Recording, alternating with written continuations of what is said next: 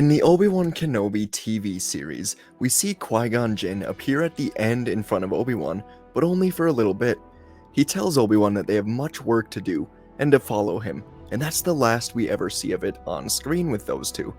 But in canon, inside the book from a certain point of view, during A New Hope, Obi-Wan has a full conversation with Qui-Gon about Luke, about Anakin, about really a lot of things, and he notes in the conversation that it's the first time the two have really discussed Anakin in length.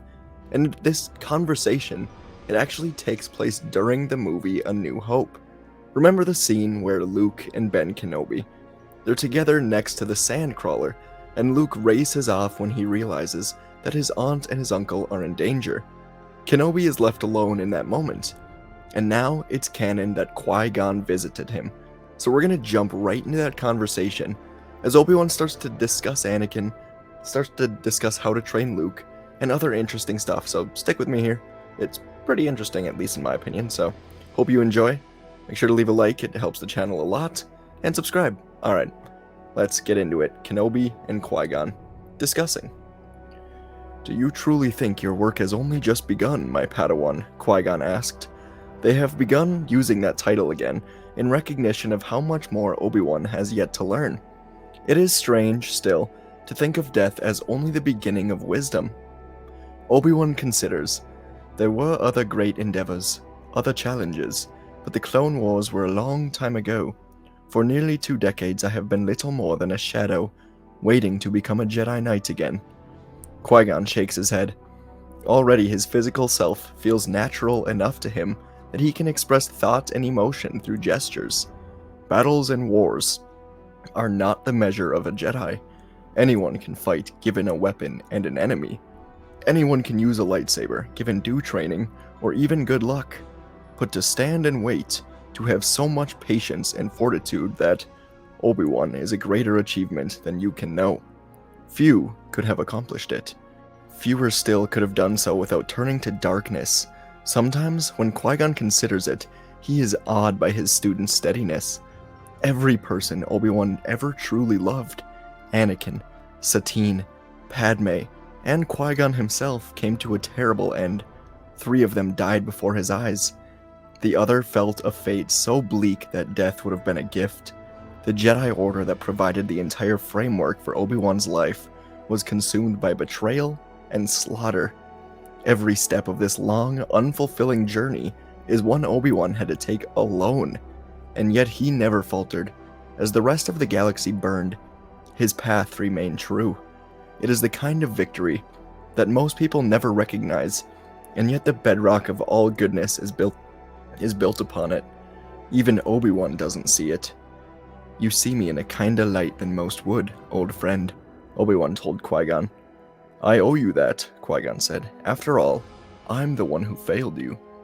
"Failed me?" Obi-Wan asked. They have never spoken of this, not once in all Qui-Gon's journeys into the mortal realm to commune with him. This is primarily because Qui-Gon thought his mistake so wretched, so obvious, that Obi-Wan had wanted to spare him any discussions of it. Yet here, too, he has failed to do his Padawan justice. "You weren't ready to be a Jedi Master," Qui-Gon admits. "You hadn't even been knighted when I forced you to promise to train Anakin. Teaching a student so powerful, so old, so unused to our ways.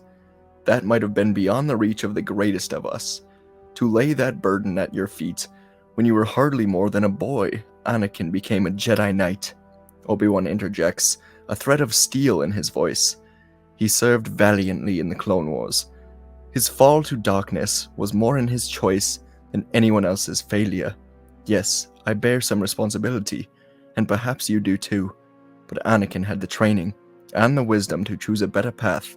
He did not." And it was all true. None of it any absolution for Qui-Gon's own mistakes, but it is Obi-Wan who needs guidance now. These things can be discussed another time, when they're beyond crude human language. Soon. Very soon. The droids have begun cremating the Jawas' bodies. Qui-Gon is substantial enough now to smell the ash, but he is of the Force, and so he feels Luke's pain and horror as he feels it as his own. The sight of the burned bodies of Owen and Beru is as vivid as Obi-Wan standing only centimeters in front of him. Owen and Beru, they knew the risks when they took the child, and they took him anyway. Took him, protected him, loved him. It is as pure a heroism as Qui-Gon has ever known. Obi-Wan senses it too. Qui-Gon can tell, though at a greater remove, handicapped as he is by his physical form. His face falls, his fear replaced by sorrow. Determination swiftly follows. "I didn't tell Luke the whole truth about Anakin," Obi-Wan says. "Someday he'll have to know." "You've only just become acquainted with the boy," Qui-Gon replied. "Had you tried to tell him the whole story today, that would have been a greater mistake than anything else you could have done. It would have planted seeds of doubt, confusion, even anger, which could have led him down his father's path."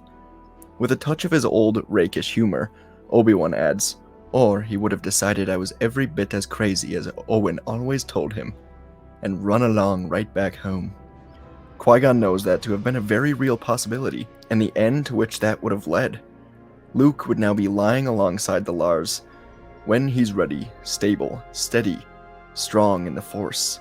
Then, there will be a time.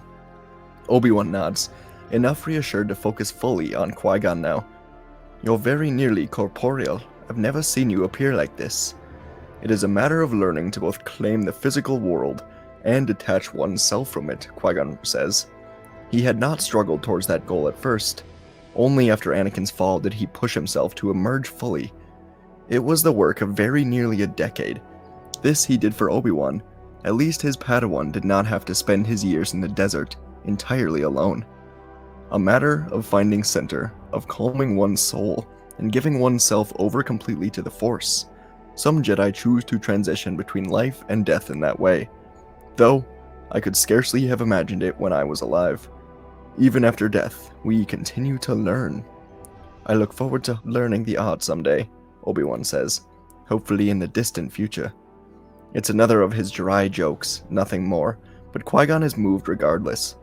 Obi-Wan has so little time left to live. To Qui-Gon, the death seems inevitable, almost neutral. He can even anticipate the reunion with his Padawan.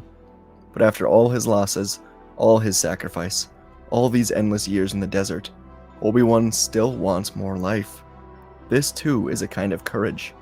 Qui-Gon remembers the vitality of mortal existence, fondly, but distantly. At least he has something better to offer to Obi-Wan. "Thank you, Qui-Gon," Obi-Wan says. "As always, your wisdom sustains me, as your strength always sustained me." And Qui-Gon senses the boy's return. Before long, Luke's landspeeder will appear on the horizon. Obi-Wan needs to turn his attention elsewhere. "We shall meet again soon, my Padawan. I will never hesitate to call upon you," Obi-Wan said. That's not the kind of meeting, Qui-Gon says, but there's no point in saying so. The truth will unfold itself in time. It always does. Qui-Gon allows his awareness to spread out from this place, until Obi-Wan is only part of the symphony of life around him.